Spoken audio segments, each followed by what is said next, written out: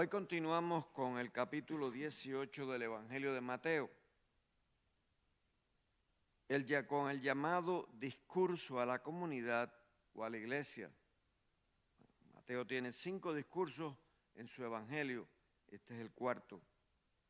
Y es el único Evangelio que nos mienta la palabra iglesia.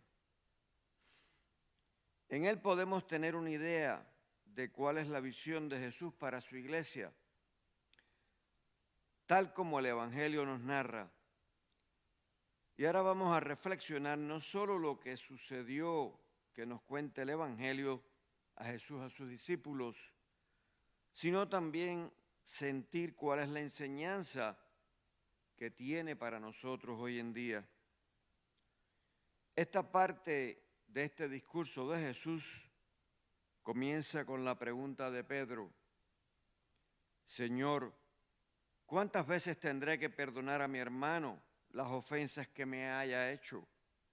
¿Hasta 7 veces? El número 7 en la Biblia, al igual que otros números, el 12, el 1, es lo que le llamaban un número gemátrico, o sea, un número que tenía un significado más allá de ser un número. Y el número 7 tiene el significado de infinito. Y fíjense que ya Pedro le está haciendo una pregunta a Jesús que implica un número grande, que va más allá de la cantidad normal, 7. Nosotros que nos consideramos cristianos observantes, estamos dispuestos a perdonar a alguien una vez.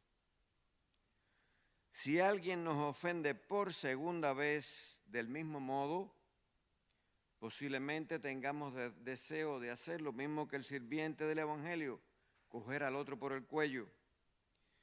Pero si tratamos de ser comprensivos, de pensar en Jesús, en el Evangelio, en la condición de seres humanos que tenemos, quizás nos demos cuenta que a lo mejor la persona no reflexionó o realmente no comprendió cuando se le señaló la ofensa y se le perdonó por primera vez. Pero la mayoría de nosotros funcionamos según las reglas del béisbol. Al tercer strike está ponchado. Y Pedro parece bastante noble al ampliar las reglas hasta 7 veces. Pero Jesús, para que no haya ninguna duda, le contesta: no te digo hasta 7 veces, sino hasta 70 veces 7. Esto quiere decir siempre. No hay límite para el perdón en la comunidad de Jesús. ¿Pero es esto posible? Para ejemplificar esto, Jesús nos cuenta la parábola que hemos oído. El rey llama a un siervo que le debe, según esta traducción que viene aquí, millones. Hay algunas traducciones que dicen 10,000 talentos. Y esta cantidad de 10,000 talentos, para que tengan una idea, era lo que se consideraba que recogía el rey Herodes con sus impuestos en un año. Una cantidad exorbitante, la cual para pagarla el siervo hubiera tenido que trabajar de gratis para el rey durante siglos, no años, siglos, por la cantidad tan grande que le debía. Jesús utiliza este lenguaje hiperbólico, un lenguaje exagerado que utiliza muchas veces en los evangelios para impactar a aquellos que lo están oyendo. El siervo le suplica que le dé más tiempo para pagarlo. Y el rey, movido por la misericordia, no solo le da más tiempo, sino que le perdona la deuda. Imagínense el alivio que tuvo que sentir el sirviente cuando la deuda le fue perdonada. Pero realmente tuvo gratitud. Saliendo de la reunión con el rey, se encuentran con un compañero que le debía y esto es lo que dicen otras traducciones, 100 denarios. 100 denarios equivalían como a 3 meses y medio de sueldo de un trabajador agrícola, una cantidad, pero no tenía comparación con lo que el otro le debía al rey. Y este compañero de él le pide que le dé tiempo para pagárselo. Se lo suplica. Pero el otro, en vez de mostrar misericordia, como mostraron con él, de mostrar gratitud, lo manda a meter en la cárcel. Cuando el rey se entera, lo manda a llamar y le dijo: miserable, me suplicaste y te perdoné la deuda. ¿No debías también tú tener compasión de tu compañero como yo me compadecí de ti? E indignado, el rey lo entregó en manos de los verdugos hasta que pagara lo que debía. Y vuelvo yo a preguntar, ¿es posible perdonar? Para nosotros es sumamente difícil. Nuestro ego herido por lo que otro u otra nos hizo, se resiste a perdonar, a tener misericordia. Yo pienso que para nosotros no perdonar es lo normal, porque creo que el perdón es algo divino, uno de los atributos de Dios.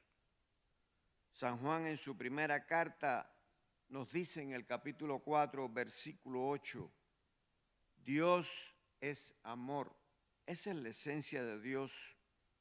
Y en el versículo 19 nos dice, nosotros amamos porque Dios nos amó primero. Y en Miqueas, el profeta Miqueas 7:18 dice, ¿qué Dios es como tú, que perdonas la falta y pasas por alto la rebeldía del resto de tu herencia? Y yo creo que aquí está la respuesta. Nosotros podemos perdonar porque Dios nos perdona primero. Si Dios no nos perdonara, yo pienso que nosotros no podríamos perdonar. Sería imposible para nosotros. Y pensemos nosotros en todo lo que hacemos diariamente que está en contra del amor de Dios. Y Dios nos perdona siempre si nos acercamos a Él y nos abrimos a su amor y misericordia.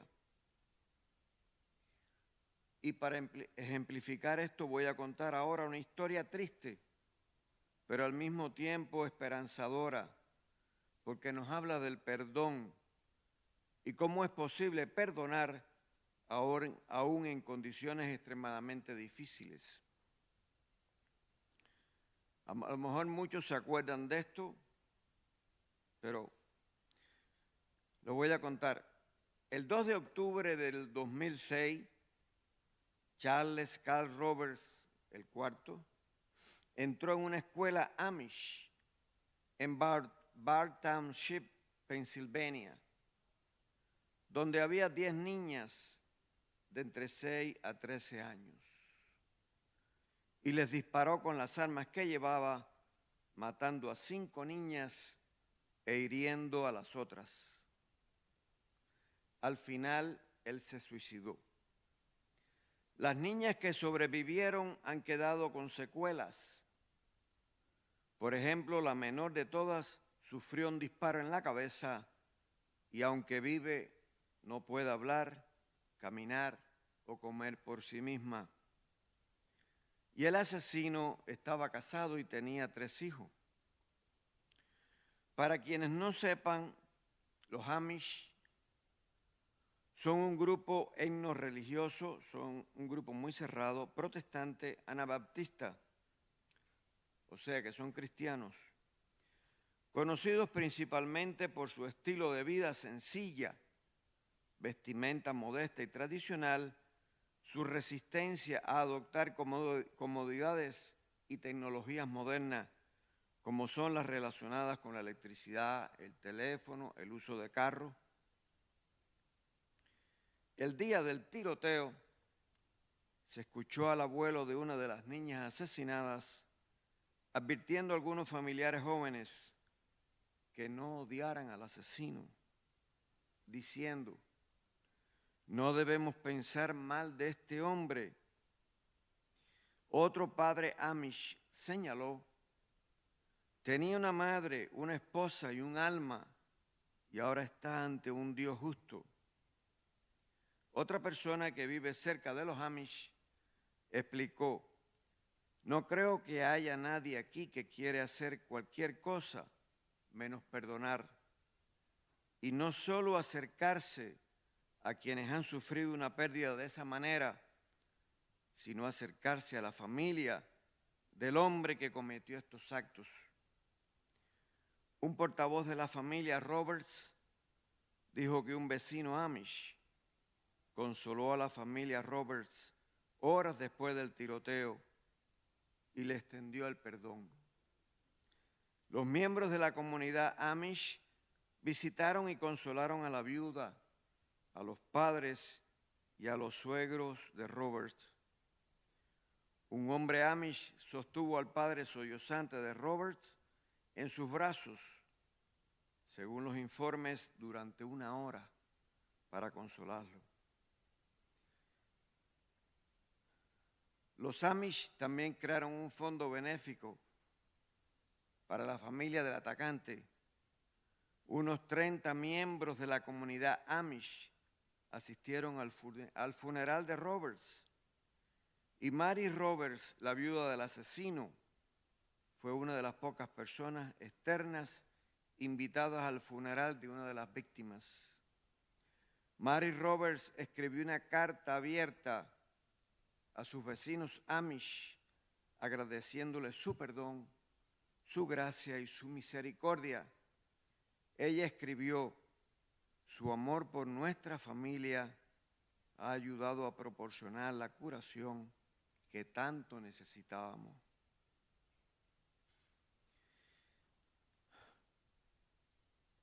Qué tremendo ejemplo, qué fe tan grande hay que tener en el amor, la compasión y el perdón de Dios para poder perdonar de esta manera.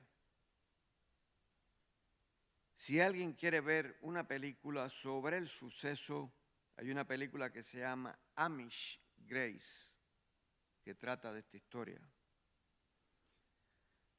La orden en el capítulo 18 de Mateo proclama que el poder de perdonar indefinidamente es una posesión para el cristiano más importante que el poder de excomulgar, más importante que tratar de salir de alguien. ¿Cuál es la visión de Mateo para la comunidad, para la iglesia? ¿Cuáles deben ser sus características más importantes? La iglesia es liturgia, es doctrina, es devoción, es historia y es guía, etc. Pero aquí en el Evangelio, cuando los discípulos le preguntan a Jesús en este capítulo 18, las dos cualidades de las que habla Jesús y que son cruciales para la vida de la comunidad son el cuidado de aquellos que son vulnerables, los más pobres, los más indefensos, etc., y el perdón ilimitado e incondicional. Si estudiamos la vida de Jesús, vemos que el centro de su enseñanza y de su vida son la compasión y el perdón. Por tal razón, el juicio pastoral de Mateo sobre aquellos que en la iglesia rechazan el perdón es la conclusión más dura de esta parábola. Cuando tengamos que perdonar a alguien que nos ha ofendido y se nos hace muy difícil, pidámosle a Jesús, Jesús, no puedo perdonar a esta persona, dame tu perdón para poderlo hacer. Y recordemos las veces que Dios nos perdona a nosotros y recordemos también que la otra persona es humana como nosotros. Este mensaje es muy importante en los tiempos que estamos viviendo, donde hay protestas, recriminaciones, etc. Y para terminar, vamos a hacerlo con la oración de San Francisco. Señor, haz de mí un instrumento de tu paz. El que se lo sepa puede decirlo conmigo.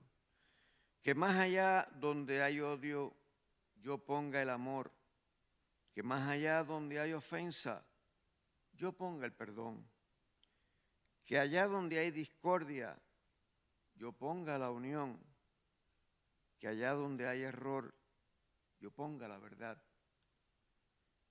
Que allá donde hay duda, yo ponga la fe. Que allá donde hay desesperación, yo ponga la esperanza. Que allá donde hay tinieblas, yo ponga la luz. Que allá donde hay tristeza, yo ponga la alegría.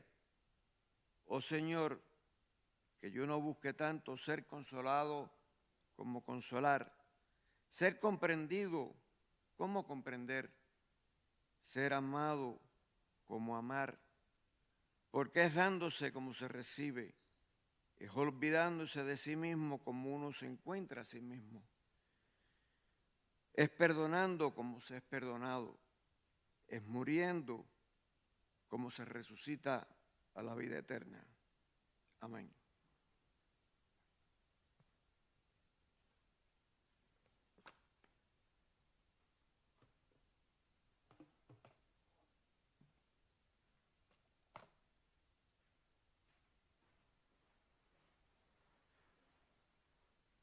Creo en un solo Dios,